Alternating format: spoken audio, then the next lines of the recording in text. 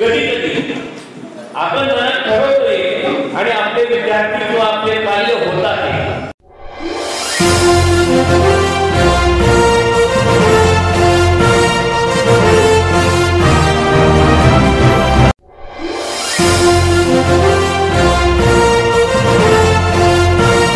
की तुमची स्वप्न त्या विद्यार्थ्यांमध्ये मुलांमध्ये नक्की बघा, पण ती स्वप्न लादू नका।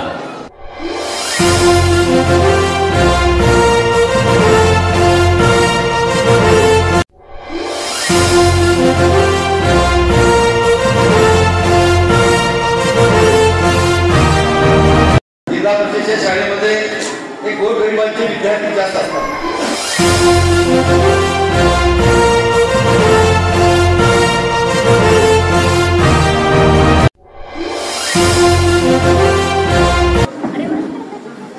या ठिकाणी मोरे सरांना माझी सूचना आहे, तुमच्या आमच्या सगळ्यांच्या आयुष्यामध्ये ट्रेमेंडस मोठा बदल घडून आला।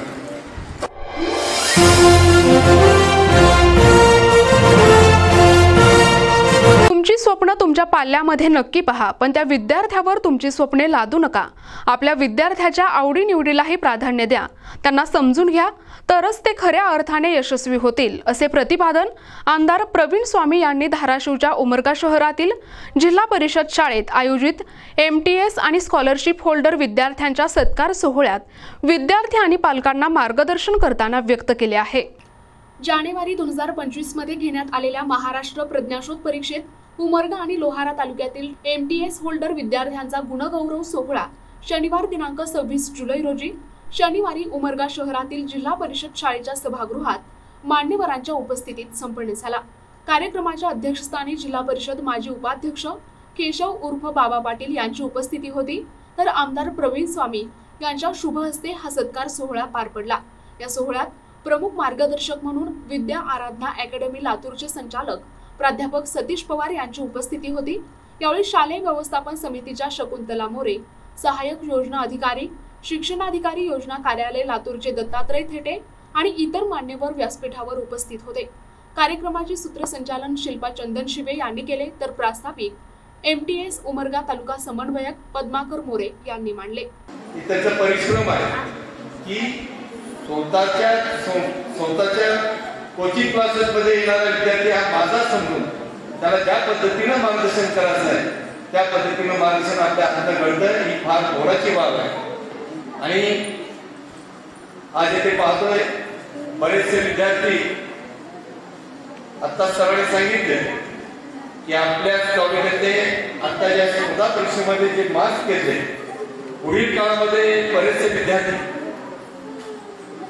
कमीत कमी 50 विद्यार्थी मेडिकल कॉलेजला लागतील आणि IITला देखील बरेचसे विद्यार्थी या स्पर्धा परीक्षेमध्ये असे त्यांच्या आजच्या स्पर्धा परीक्षेच्या मार्क्सवरून त्यांनी सांगितलं, त्यांना मनापासून माझ्या शुभेच्छा आहेत। तुमची प्रगती होऊ द्या।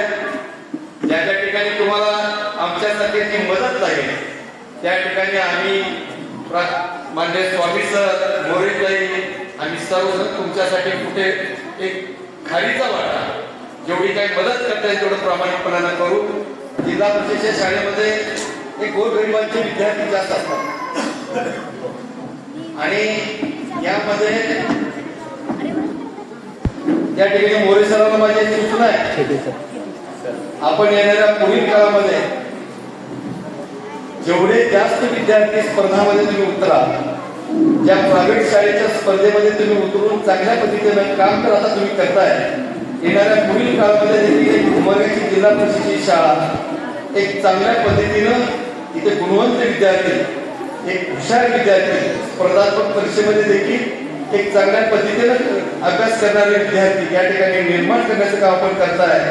पण पटसंख्या वाढवण्याचं काम आमच्या बहिणीला देखील सांगतोय, शिक्षक बहिणी आणि शिक्षक बंधूंना देखील सांगतोय की जिल्हा परिषद शाळेमध्ये संख्या वाढवण्याचं काम तुमच्या हातनं व्हावं, कारण माझं देखील शिक्षण जिल्हा परिषद शाळेमध्ये आहे। यावेळी प्रवीण स्वामी यांनी विद्यार्थी आणि पालकांना मोलाचे मार्गदर्शन केले। कधी कधी आपण मनात ठरवतोय आणि आपले विद्यार्थी किंवा आपले कार्य होतात त्यावेळेस कुठेतरी माता पालक आणि विद्यार्थी यांच्यामध्ये क्लासेस काहीतरी दुर्घटना घडण्याची शक्यता असते त्याच्याकरता आधी पालकांना समजून घेतलं पाहिजे की आपला मुलगा आपली मुलगी काय बनू इच्छिते, त्याची कुवत किती आहे, त्याची क्षमता किती आहे, आपण किती मदत करू शकतो.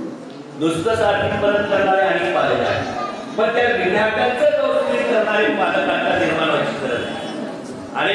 अनेक मी गेल्या ऑक्टोबर पर्यंत आपल्यातलाच होतो, शिक्षक म्हणून कोचिंगमध्ये काम करायचो, शाळेमध्ये काम करायचो. त्यावेळेस अनेक पालकांच्या अपेक्षा असं असायच्या की आम्ही भरमसाठ फीस देतो आहोत, त्या विद्यार्थ्यांमध्ये गुणवत्ता नाही. तर माझी पालकांना विनंती आहे की आपण देखील बघितलं पाहिजे की आपलं मुलं कोणत्या क्षमतेपर्यंत टिकणार आहे आणि त्या क्षमतेच्या पुढे येण्यासाठी आपली भूमिका काय असणार आहे हे आपण सातत्यानं लक्षात घेतलं पाहिजे. आणि पालक आणि विद्यार्थी, मुलं आणि आई वडील यांच्यामध्ये जर सुसंवाद नसेल तर एखादी दुर्घटना घडू शकते. कृपया माझी सर्व पालकांना हात जोडून विनंती असेल की तुमची स्वप्न त्या विद्यार्थ्यांमध्ये, मुलांमध्ये नक्की बघा, पण ती स्वप्न लादू नका. गुणवंताचं अभिनंदन, त्या पालकांचं अभिनंदन, त्यांच्या मार्गदर्शक शिक्षकांचं अभिनंदन. MTS गेल्या 2007 पासून आपल्या उमरग्यामध्ये आणि परिसरामध्ये नव्हे तर आता राज्यामध्ये गुणवत्ता यादीमध्ये आणून त्यांनी या MTSला आपलंसं केलं. त्या MTSच्या माध्यमातून एम्सचे विद्यार्थी निर्माण झाले, IITचे विद्यार्थी निर्माण झाले, काही विद्यार्थी रिसर्चमध्ये आले. अशा विद्यार्थ्यांना मार्गदर्शन करणारे माझे परम मित्र आदरणीय पद्माकरजी मोरे ते गेल्या अनेक वर्षापासून या शाळेचं नावलौकिक जिल्ह्यातली पहिली ISO मानांकित जिल्हा परिषदेची प्रशाला त्यांनी निर्माण केली, ते आदरणीय पद्माकरजी मोरे सर. इंटरनेटच्या या अतिगतिमान युगात मोबाईलमुळे केवळ दुष्परिणाम होतात, म्हणून विद्यार्थ्यांना त्यापासून दूर ठेवणं चुकीचं आहे असं म्हणत विद्यार्थ्यांच्या जिज्ञासू वृत्तीला थांबवणे हे योग्य नव्हे असे विद्या आराधनाचे संचालक प्राध्यापक सतीश पवार यांनी पालकांना मार्गदर्शन केले. आम्ही इथे व्यासपीठावरती बसल्याच्या नंतर बाबा हिमसर डिग्निफाईड पर्सनॅलिटी मागच्या अनेक वर्षांपासून मी धाराशिवला प्रेरणा महाविद्यालयामध्ये काम करत असताना पासनं कमी अधिक स्वरूपामध्ये त्यांना पाहिलेलं आहे, त्यांच्याशी संवाद झालेला आहे.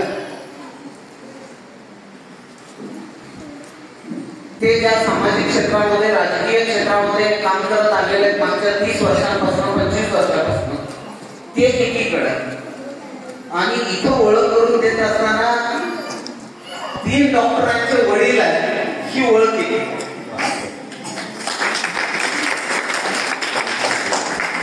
ही एक अभिमानाची बाब असते.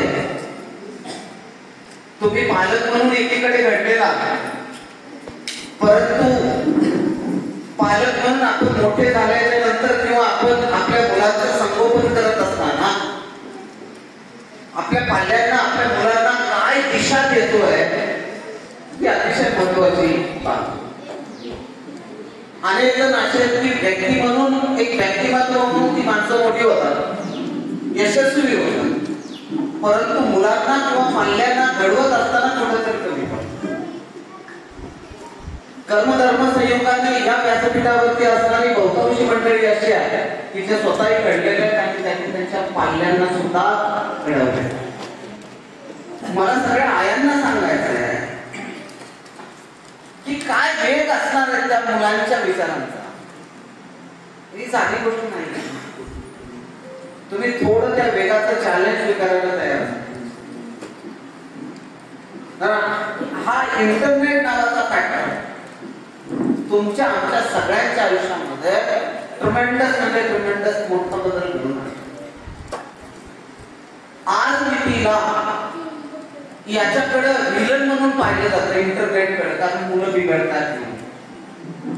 परंतु भविष्यामध्ये आर्टिफिशियल इंटेलिजन्स किंवा कृत्रिम बुद्धिमत्तेच्या माध्यमातून येणाऱ्या 10 वर्षाच्या कालखंडामध्ये अतिशय प्रभावी उपयोग या इंटरनेटचा होऊ शकतो. किंबहुना आपण पालक म्हणून आपल्या मुलांना हे याच्यापासून आपण त्यांना लाभ देऊ शकत नाही, हे काही लक्षात ठेवा. आपण कितीही जरी ठरवलं, मम्मी स्वयंपाक करत असताना स्वयंपाक काय करायचा, भाजी नवीन बनवायची, ते जर तुम्ही युट्यूबवर बनवत असाल आणि तुम्ही जर तुमच्या 60 वर्षाच्या 8 वर्षाच्या मुलाला म्हणत असाल ते नाही बनायचं चांगलं नाही, म्हणजे ते कसं शक्य आहे? म्हणून हा मुद्दा लक्षात घ्या. तुम्हाला जर हे वाटत असेल, पालक म्हणून जर तुम्हाला हे वाटत असेल, याच्यातनं या इंटरनेटच्या माध्यमातून आम्ही काहीतरी शिक्षण घेतो, ही पिढी प्रचंड वेगवान आहे. प्रतिनिधी सचिन पिद्री, NTV न्यूज मराठी, उमरगा, धाराशिव.